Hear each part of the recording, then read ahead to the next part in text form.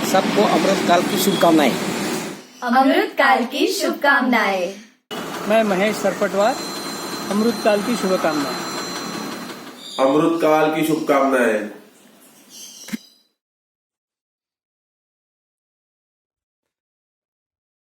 श्रोताओं नमस्कार। भारतवासियों ने अपना 77वां स्वाधीनता दिवस बड़े उत्साह से मनाया। अमृतकाल के इस शुभारंभ के अवसर पर मैं आप सबको शुभकामनाएं प्रेषित करता हूं। भारत है इसलिए हम हैं और आपका अस्तित्व है, वरना हम क्या हैं। आइए श्रोताओं, मातृभूमि के प्रति पूर्ण रूप से समर्पित होकर उच्च स्वर में जयघोष करें। जय भारत, वंदे मातरम, भारत माता अमर रहे। श्रोताओं, स्वाधीनता दिवस के दिन भारत में उत्सव का वातावरण था। हर घर तिरंगा और हर शिखर तिरंगा ध्वज सगर्व लहरा रहा था। विशेषतया देशों में भी और विदेशों में भी भारत भक्ति के पावन दर्शन हो रहे थे। समारोहों का आयोजन हो रहा था। देशभक्ति से परिपूर्ण गीत गाए जा रहे थे। काव्य गोष्ठियां सज रही थीं। चित्रकारों और मूर्तिकारों की कला में अनूठा आकर्षण दिख रहा था। अमृत महोत्सव से अमृत काल तक की यात्रा अब प्रारंभ हो चुकी है। इसका प्रदर्शन हमें व्हाट्सएप के माध्यम पर भली भांति परिलक्षित हो रहा है। श्रोताओं, आइए मैं आपको विहंगावलोकन करवाता हूं उन घटनाओं का जो भारतीयता की भावनाओं से भरी हुई है। आइए स्वाधीनता दर्शन देखते हैं।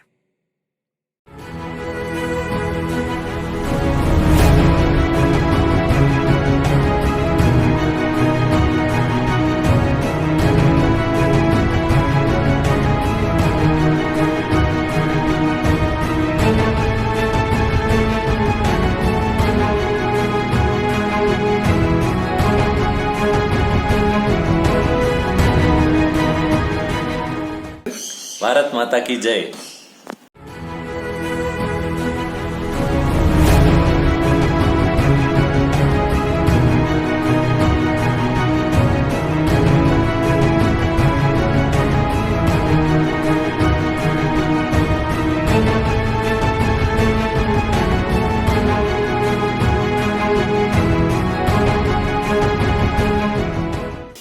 अमृत काल मंगलमय हो।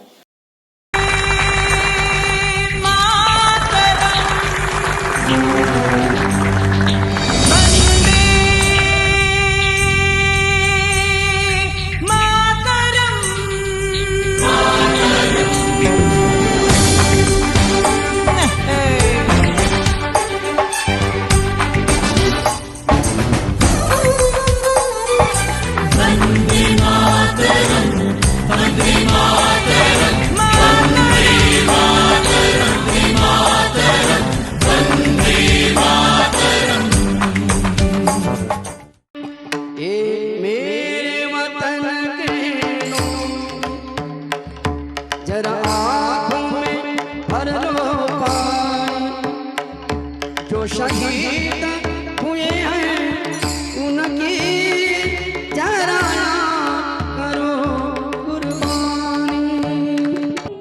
जब घायल हुआ हिमालय, खतरे में पड़ी आजादी, जब तक थी सांस ले रे वो, जब तक भी सांस ले रे वो, फिर अपनी लाज बिछा दी। मातरम मातरम वंदे मातरम, मातरम मातरम वंदे मातरम। भारत माता की जय, भारत माता की जय। धरती सुनहरी अंबर नीला, हर मौसम रंगीला, ऐसा देश है मेरा, हो ऐसा देश है मेरा। श्रोताओं, स्वाधीनता दर्शन के दृश्य देखकर मन मयूर नाच उठता है। तेरे दामन से जो आए उन हवाओं को सलाम, चूम लूं मैं उस जुबां को जिस पे आए तेरा नाम। ऐ मेरे प्यारे वतन, ऐ मेरे बिछड़े चमन, तुझ पे दिल कुर्बान कर चले हम फिदा जानो तन साथियों, अब तुम्हारे हवाले वतन साथियों। परंतु एक राष्ट्रीय रचना ऐसी है जिसे प्रस्तुत करने में भारतवासियों ने बड़ी सूझबूझ का परिचय दिया है। अनिवासी भारतीयों ने भी इस रचना को बहुत आत्मीयता और श्रद्धा के साथ प्रयोग में लाया है। ये कविता दिनांक 11 दिसंबर 1911 के दिन लिखी गई। Thou art the ruler of the minds of all people, ये उस अमर कविता का अंग्रेजी रूपांतर है। तत्वबोधिनी पत्रिका नामक बंगाली प्रकाशन में ये छपी। 5 कड़ियों वाली इस रचना की संगीत रचना राग अलैया बिलावल में रची गई है। श्रोताओं, बिलावल का अर्थ फारसी भाषा में सेकंड टू नन यानी एक मेवा द्वितीय ऐसे निकलता है। दिनांक 27 दिसंबर 1911 के दिन ये गीत भारतीय राष्ट्रीय कांग्रेस के वार्षिक अधिवेशन में प्रथम बार गाया गया। तत्पश्चात दिनांक 12 जनवरी 1912 के दिन आदि ब्रह्म समाज के वार्षिक उत्सव में भी ये गीत सामूहिक रूप से गाया गया। 11 सितंबर 1942 के दिन भारत के अमर स्वतंत्रता सेनानी सुभाष चंद्र बोस ने इस गीत को अत्युच्च पद पर पहुंचाया और फिर 14 अगस्त 1947 के दिन भारत की स्वतंत्रता प्राप्ति पर मध्य रात्रि को इसी घटना की पुनरावृत्ति हुई। आगे चलकर सन 1950 में जब भारत का संविधान बना और उसे बाबा साहब आम्बेडकर जी ने बनाया, तब इस रचना को वो उपाधि प्राप्त हुई जो भारतीयों के लिए अनुपम स्थान रखती है। श्रोताओं, जी हाँ, आपने ठीक पहचाना, ये गीत है जनगण मन अधिनायक जय हे भारत भाग्य विधाता। गुरुदेव रविंद्रनाथ ठाकुर इस राष्ट्रगीत के रचयिता भी हैं और संगीतकार भी। आज़ादी के अमृत महोत्सव के समापन पर पूरे भारत में और समूचे विश्व में हमारा राष्ट्रगीत विभिन्न छटाएं बिखराते हुए मुखरित हुआ। श्रोताओं, आइए ये बहुरंगी छटाएं, विधाएं, भाव भंगिमाएं आपको दिखाते हैं। देखिए और भाव विभोर हो जाइए।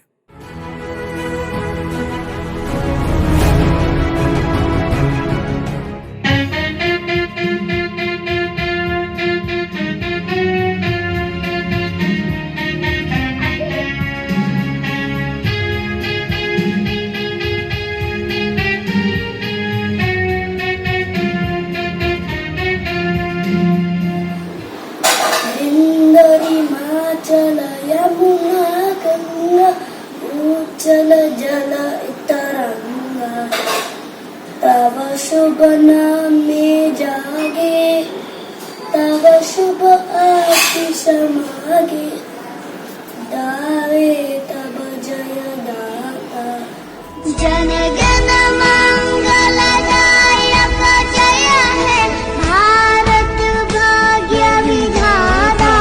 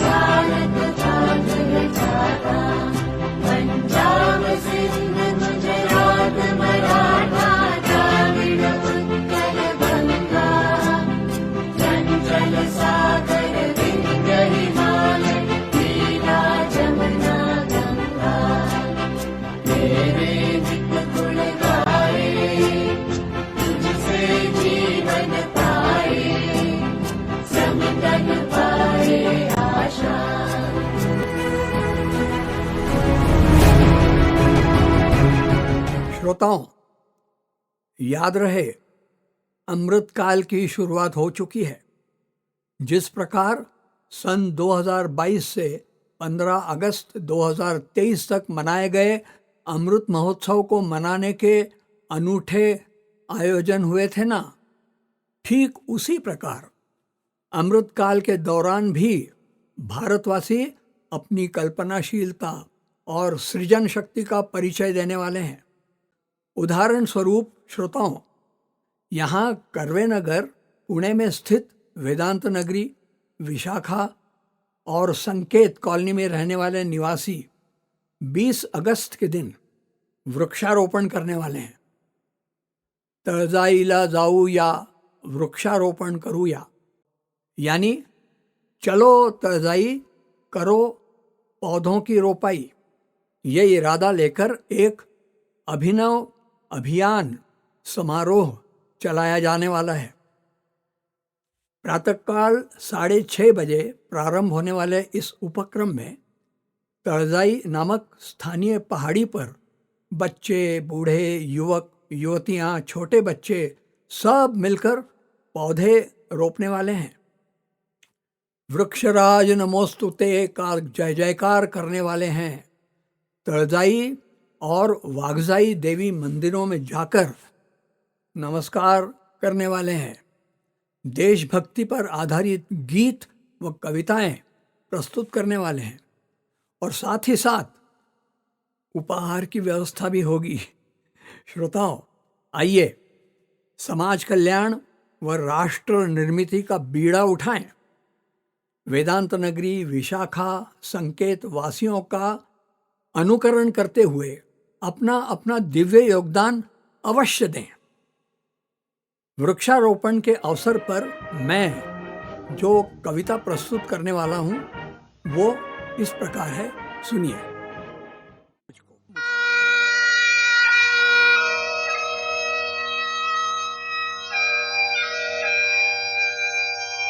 पेड़ हो सकते हैं एक से अनेक, इसीलिए क्या मानव अनेक से एक होकर रोप नहीं सकता अनेकानेक पेड़? लगाकर समय को एड़, सोचो चेतो, यदि न बढ़े पेड़ तो ऐसा भी होगा कि कोई भी नहीं बन पाएगा अधेड़। यदि पिट जाती है पेड़ की रेड़ और हम सिर्फ तकते रह जाते हैं जैसे हो कोई भेड़, तब क्या समझ न लें हम कि इस दुनिया में खत्म हो जाएगा सब कुछ A to Z।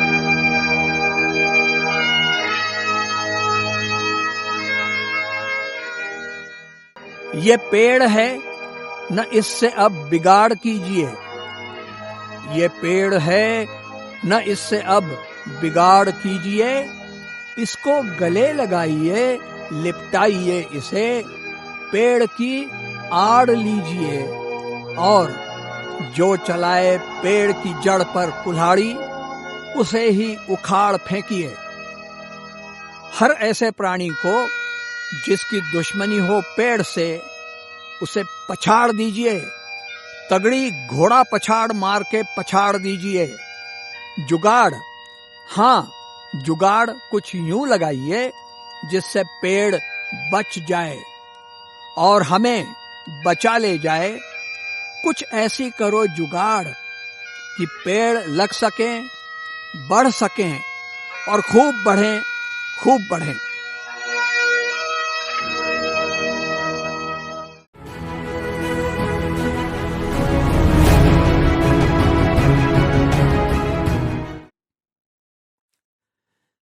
श्रोताओं, हमारे सैनिक गण भी अमृतकाल के दौरान ऐसी ऐसी कार्य प्रणालियों को, अस्त्र शस्त्रों को अपनाने वाले हैं जिनके कारण राष्ट्र के शत्रु और विरोधी थर थर कांपेंगे, देश विद्रोह करने से बचेंगे।